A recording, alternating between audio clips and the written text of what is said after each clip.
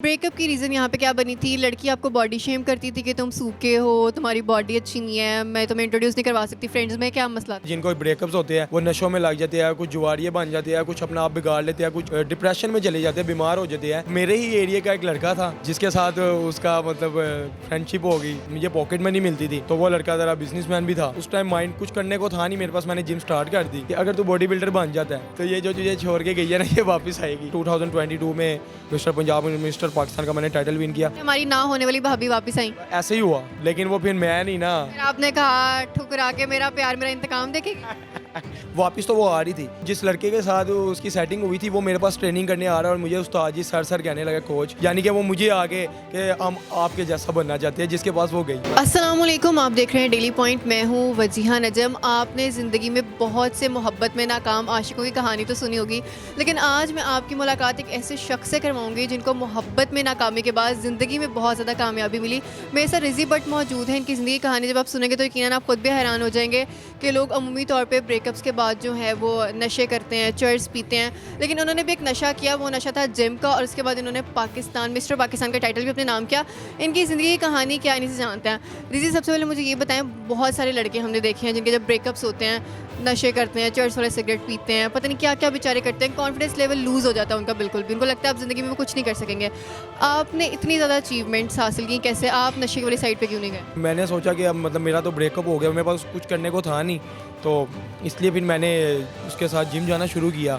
तो मैं जाकर बस बैठ जाता था, ट्रेनिंग वगैरह। अच्छा, ब्रेकअप की रीज़न यहाँ पे क्या बनी थी? लड़की आपको बॉडी शेम करती थी कि तुम सूखे हो, तुम्हारी बॉडी अच्छी नहीं है, मैं तुम्हें इंट्रोड्यूस नहीं करवा सकती फ्रेंड्स में, क्या मसला था? बात कुछ ऐसे आई थी कि मैंने मैट्रिक किया, फर्स्ट ईयर के मेरे पेपर हुए, तो उसके बाद अब ऐसा था कि ब्रेकअप की मेन रीज़न ये बनी कि मैं मतलब वेल सेट नहीं रहता था। मुझे शौक आया था पतंगबाजी का। मैं पतंगबाजी करता था तो धूप हो, दिन हो, रात हो, मुझे बहुत ज़्यादा क्रेज़ था। तो मैं बस ध्यान सारा उधर ही होता था। मुझे अपनी नहीं परवाह होती थी, ना कोई स्टाइल, ना कोई फैशन, कुछ भी नहीं।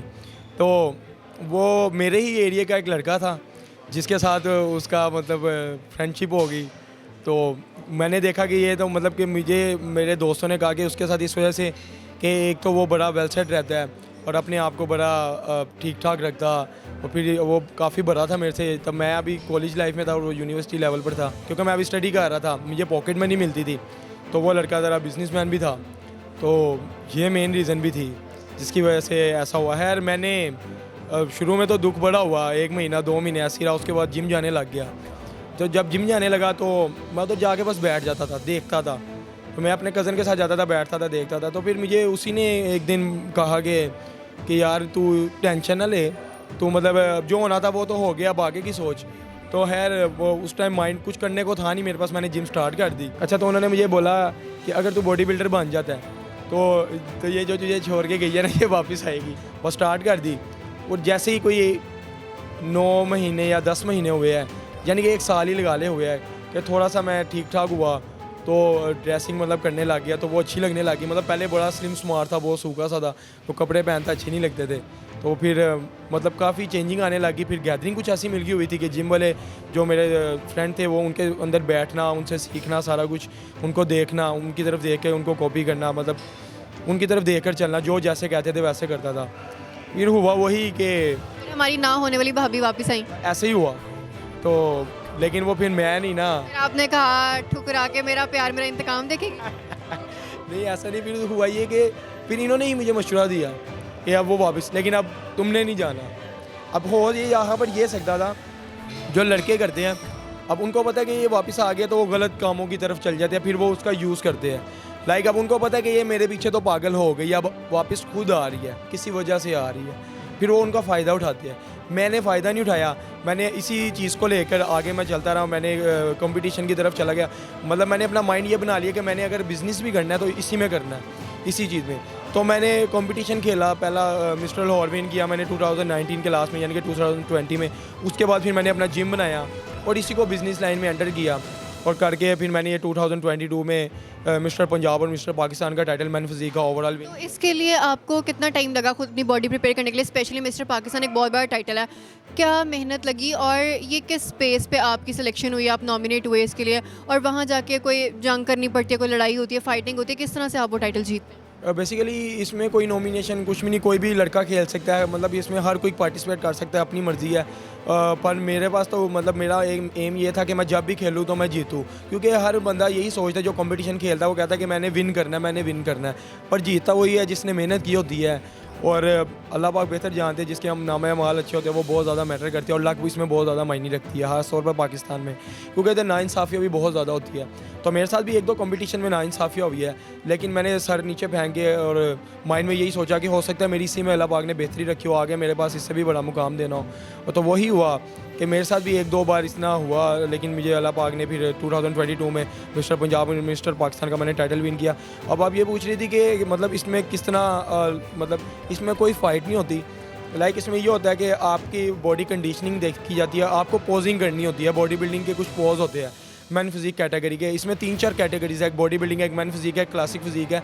तो इसमें हर किसी कैटेगरी के अलग से पोज होते हैं, तो वो आपने पोजिंग करनी होती है। उसमें पूरा पाकिस्तान होता है, आपके पूरे पाकिस्तान से बॉडी बिल्डर्स आते हैं, जजिंग पैनल बैठा होता है, पूरे पाकिस्तान में से सिलेक्ट किए जाते हैं।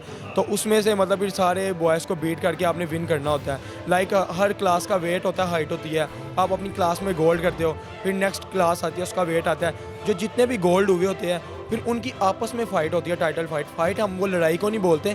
फ़ाइट ये होती है कि जो विन किए होते हैं उनकी आपस में पोजिंग करवाई जाती है, उनमें जो सबसे अच्छा होता है, जो फर्स्ट आता है, वो फिर ओवरऑल टाइटल विन कर जाता है। मतलब you just have to take off your shirt, आप शर्ट उतार के खड़े होते हैं वहाँ पर, अपनी बॉडी शो कराते हैं, पोजिंग करते हुए मॉडल करते हैं। बिल्कुल ऐसा ही है, मतलब पोजिंग करनी होती है। मॉडलिंग की एक पोजिंग अलग होती है, लेकिन जो हमारी बॉडी बिल्डिंग मैन फिजिक इन सब के अलग अलग पोज होते हैं, वो अब आपको पता नहीं है, मैं इधर बता नहीं सकता, लेकिन मेरी प्रोफाइल पर और जो बॉडी बिल्डर्स है जो ये देख रहे हैं इंटरव्यू, उनको समझ लगी होगी। अच्छा, तो ये जो आपका कंपटीशन होता है, जैसे आपने बताया सेम हाइट, जितनी आपकी हाइट है, आपकी हाइट का दूसरा बंदा होगा उसके अकॉर्डिंग होगा, आपका वेट जितना है उसके वेट के अकॉर्डिंग होगा। हाँ जी, ऐसे ही है, मतलब मेरे वेट में मेरा वेट और मेरी हाइट में मेरी हाइट, लेकिन मैं अपनी अगर वेट में और हाइट में विन कर जाए तो अपनी क्लास में गोल्ड होता हूँ, तो मैं वो टाइटल नहीं विन करता। उसके बाद मेरे से बड़े जो मेरे से बड़े हाइट में, बड़े वेट में, फिर उससे बड़े, फिर जो सब गोल्ड हुए होते हैं वो आपस में आते हैं।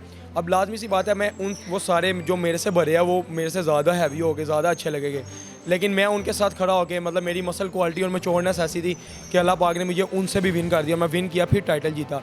ये नहीं है कि मैंने अपनी क्लास और अपने वेट में गोल्ड किया और मैं ओवरऑल जीत गया, नो, मैंने ओवरऑल उनको भी बीट किया जो मेरे से 6.2 हाइट के थे, 6.1, उनको विन किया, फिर जाके मैं टाइटल होल्डर हुआ।